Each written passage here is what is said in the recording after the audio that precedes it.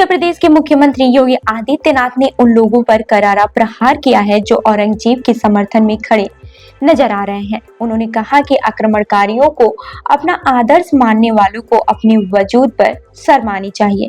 CM योगी ने इस दौरान ऐसे लोगों को इंडोनेशिया के राष्ट्रपति की बात याद करते हुए उनसे सीख लेने की सलाह दे डाली।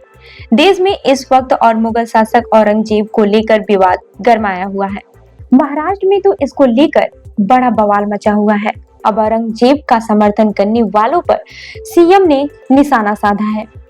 यूपी के सीएम योगी आदित्यनाथ आज कानपुर के दौरे पर हैं। यहाँ उन्होंने बिठूर में एक कार्यक्रम में शिरकत की। इस दौरान उन्होंने कहा कि भारत में ऐसे लोगों की कोई जगह नहीं हो सकती जो आक्रांता थे, जिन्होंने भारत के आस्था पर प्रहार किया, जिन लोगों को भारत और भारतीयता से नफरत थी, जो भारत की बहन बेटियों की इज्जत से खिलवाड़ किया, जिन्होंने भारत की सनातन संस्कृति को रौंदने का काम किया, जो आक्रांता बनकर भारत के आस्था को कुचल रहे थे, वे भारत और भारत के लोगों के लिए आदर्श नहीं हो सकते।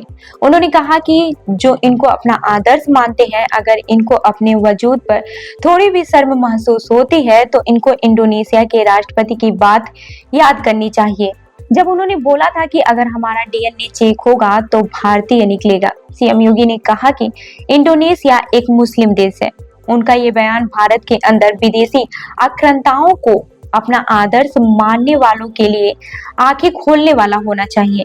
मैं विश्वास करता हूं कि इस बयान के बाद ये लोग महाराणा प्रताप, छत्रपति शिवाजी महाराज, गुरु गोविंद सिंह जी जैसे महान क्रांतिकारियों के प्रति श्रद्धा का भाव रखेंगे और एक भारत श्रेष्ठ भारत बनने में अपना योगदान देंगे।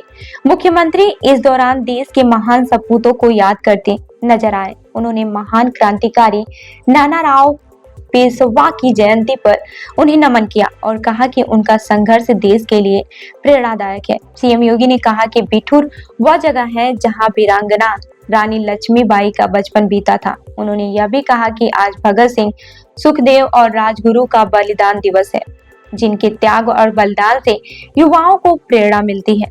इससे पहले सीएम योगी आदित्यनाथ ने कानपुर में चुन्नीगंज स्थित कन्वेंशन सेंटर और चुन्नीगंज मेट्रो स्टेशन का निरीक्षण किया।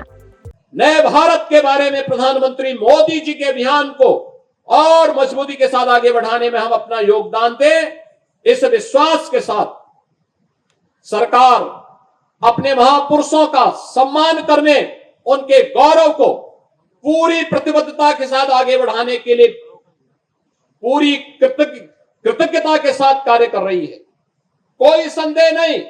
और मैं फिर इस बात को कहता हूं कि महापुरुषों का, देश के स्वाधीनता संग्राम सेनानियों का जो सम्मान नहीं कर सकता, उस व्यक्ति के लिए और उस कौम के लिए कोई जगह नहीं हो सकती, उसके लिए कोई जगह नहीं हो सकती। जो लोग आक्रांता थे,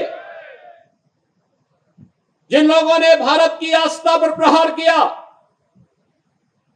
जिन लोगों को भारत और भारतीयता से नफरत थी, जो भारत की बहन बेटियों की इज्जत पे हाथ डालते थे, जिन्होंने भारत की सनातन संस्कृति को रौंदने का कार्य किया था, जो आक्रांता बनकर के भारत की आस्था को कुचल रहे थे, वे भारत के लिए कभी आदर्श नहीं हो सकते, भारत के नागरिकों के लिए कभी आदर्श नहीं हो सकते।